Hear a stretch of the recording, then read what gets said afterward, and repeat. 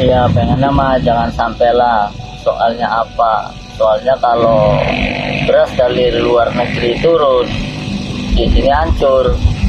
Impor beras di saat produktivitas tinggi, di saat panen raya ini sedang atau akan terjadi, ini sebenarnya secara langsung kita melakukan tindakan yang keliru dan ini berorientasi pada upaya membunuh para petani.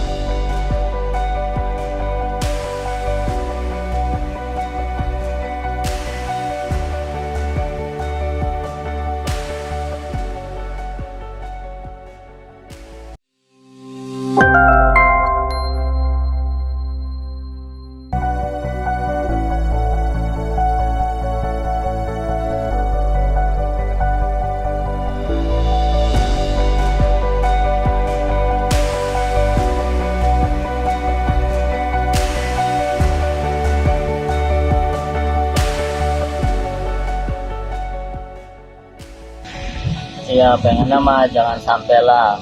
Soalnya apa? Soalnya kalau beras dari luar negeri turun, di sini hancur. Soalnya kan harga padi murah, ibaratnya harga pupuk mahal, harga obat mahal, kan harus sesuai makanya. Ya ibarat kayak saya petani kan ibaratnya, ya bagaimanalah merasakan ibarat kalau harga padi murah kan ibarat nggak sesuai, nggak imbang. Ya penjualan beras ya ibarat nambah turun, apalagi dari luar negeri turun. Tidaklah, yang nama jangan sampai dari luar negeri turun. Ya kedepanin mah kalau harga beras, harga padi stabil mah ya ibaratnya mending.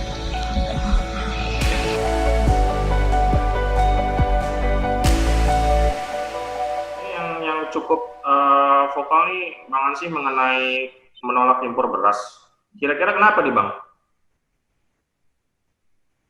Ya, pertama saya ingin menyampaikan bahwa dalam membuat sebuah kebijakan harus didasarkan pada kajian yang komprehensif sifatnya. Termasuk juga dalam kebijakan importasi beras ini. Kajian itu harus didasarkan pertama pada data yang valid dan akurat. Yang kedua pada kepentingan nasional bangsa kita harus perlu kita rumuskan terkait dengan pangan kita. 2021 itu sebesar 25,37 juta ton gabah kering giling atau mengalami kenaikan sebanyak 5,37 juta ton dibanding periode yang sama di tahun yang lalu. Nah, dengan data ini seharusnya kondisi pangan utama kita, dalam hal ini beras, itu berada dalam kondisi aman. Maka kemudian, kalau kita menggunakan data rujukan dari BPS sebagai sumber data resmi negara, dan kemudian data dari Kementerian Pertanian, dan kita tahu Kementerian Pertanian ini yang memiliki otoritas dalam bidang pangan, dalam produksi produk-produk pertanian, maka tidak ada alasan bagi kita untuk melakukan ataupun mengambil kebijakan importasi beras. Nah, apalagi kita tahu bulan April ini akan ada panen raya.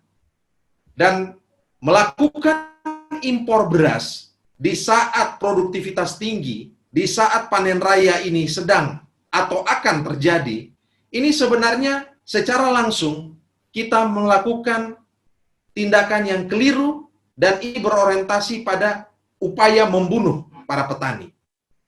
Kira-kira itu pernyataan awal saya. Ya. Oke.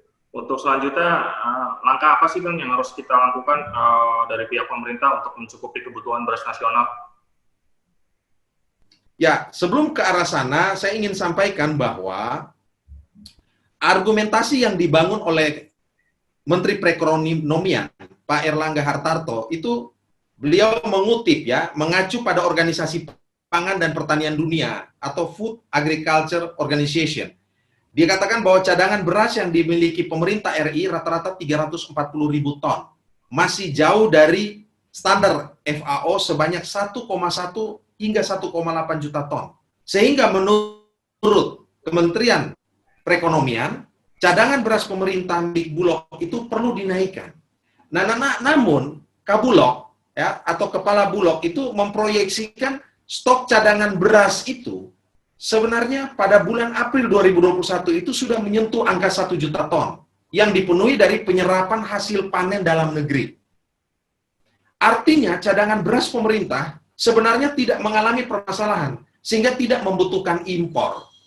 Nah, kebijakan melakukan impor ini sebenarnya sebagai cara untuk melanggengkan ketergantungan kita pada pangan impor. Nah, mestinya pada saat ini keberpihakan kita kepada petani, ya, upaya mendorong produktivitas pertanian kita, produktivitas pangan kita itu lebih digenjot lagi.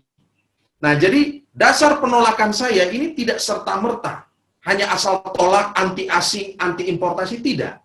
Tetapi pendasaran datanya jelas, argumentasinya solid, dan kemudian keberpihakannya jelas. Keberpihakannya kemana? Keberpihakannya kepada petani. Nah, saya ingin mengutip kata-kata yang selalu disampaikan ataupun diingatkan oleh pendiri Republik kita, proklamator kita, Presiden pertama Republik Indonesia, Bung Karno. Bung Karno mengatakan, jangan kita menggunakan ujung lidah kita, cita rasa kita, selera kita, ya, itu dijajah oleh asing. Apa maksudnya? Maksudnya Bung Karno ingin menekankan dalam kebijakan politik pangan, mestinya orientasi visi besar kita itu adalah menuju kepada kemandirian dan kedaulatan pangan, bukan sekedar pada ketahanan pangan. Kalau orientasinya sekedar pada ketahanan pangan, ya kita hanya akan bicara tentang terjangkauan.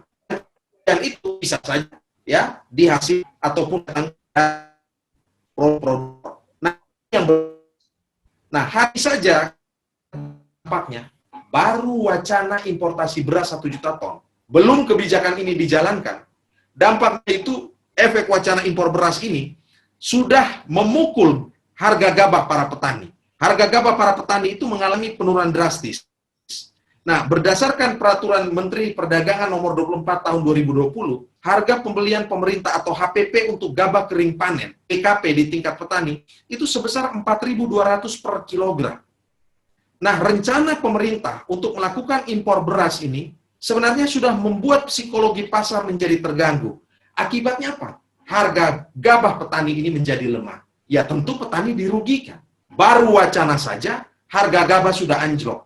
Apalagi kebijakan importasi beras ini jadi dilanjutkan. Saya ambilkan contoh, di beberapa tempat, di beberapa provinsi dan daerah, harga gabah petani itu sudah berada di bawah HPP. Contoh, di Blora, harusnya 4.200 per kilogram, tetapi di Blora hari ini 3.300 per kilogram. Turun hampir Rp1.000. Di Kendal, tinggal 3.600 per kilogram. Di Ngawi, 3.400 per kilogram. Sedangkan kita tahu HPP yang ditetapkan pemerintah itu ada di angka 4.200 per kilogram. Nah, atas dasar ini, kemudian saya secara pribadi sebagai kader PDI Perjuangan, anggota DPR RI dari fraksi PDI Perjuangan Komisi 4, dan juga sikap resmi Komisi 4, itu yang sudah melakukan rapat kerja dengan Menteri Pertanian dan Menteri Kelautan dan Perikanan beberapa waktu yang lalu, itu secara tegas itu menolak kebijakan importasi beras 1 juta ton ini. Nah, itu kira-kira sikap politik kebijakan yang diambil oleh Komisi 4 DPR RI. Rencana impor beras ini kan nggak sejalan dengan kampanye Presiden Jokowi, Pak, mengenai soal swasembada pangan. Kira-kira tanggapan Bang Ansy gimana nih? Ya, jadi kesimpulannya, kebijakan politik pangan kita harus mengacu dan berorientasi pada terwujudnya kemandirian, bahkan kedaulatan pangan. Ya, kedaulatan pangan itu berarti kedaulatan petani. Kedaulatan pangan itu berarti kita tidak tergantung kepada produk-produk pangan impor. Ya, karena itu yang mestinya dikembangkan dalam kebijakan pangan nasional kita, itu adalah memangkas ya ketergantungan pada impor dengan cara menghadirkan produk-produk pangan yang bisa menjadi substitusi impor, pengganti pangan-pangan impor. Nah, kalau orientasinya sekedar beras, ini adalah politik ya, politik penyeragaman pangan. Sementara kita tahu bahwa Indonesia ini memiliki diversifikasi pangan, memiliki keanekaragaman pangan. Karena itu, Kementerian Pertanian sebagai institusi negara yang memiliki otoritas, tanggung jawab, dan wewenang untuk mengembangkan produk-produk pangan dan juga pemerintah-pemerintah daerah, mestinya mulai menggairahkan, meningkatkan komoditas-komoditas pangan ya sebagai sumber pangan dari masing-masing daerah setempat. Nah, karena itu poin yang penting harus kita dorong itu adalah mengembangkan dan mewujudkan diversifikasi pangan. Tidak perlu semua masyarakat Indonesia itu menjadikan beras sebagai sumber pangan satu-satunya atau yang utama. Ya, orang Papua punya sumber pangan yang lain. Orang NTT bisa makan jagung. Ya, masyarakat di wilayah yang lain. Jadi kemandirian dan bahkan kedaulatan pangan itu berarti kita bisa menanam sendiri, ya, menanam apa yang kita makan dan makan apa yang kita tanam. Nah, sehingga tidak melulu pangan kita itu didikte oleh korporasi-korporasi pangan global. Ya, saya kira ini adalah semangat yang perlu kita kembangkan bahwa justru di tengah pandemi COVID-19 ini saatnya bangsa dan negara kita itu memutar paradigma pembangunan menuju kepada kemandirian dan kedaulatan pangan. Ya, sehingga masa pandemi ini itu menjadi momentum bagi kita untuk tidak terus-menerus tergantung pada pangan impor. Saya ingin katakan bahwa dengan adanya pandemi ini, sebenarnya banyak negara pun itu menahan produk-produk pertanian mereka, menahan komoditas pangan mereka untuk tidak diekspor ke negara lain.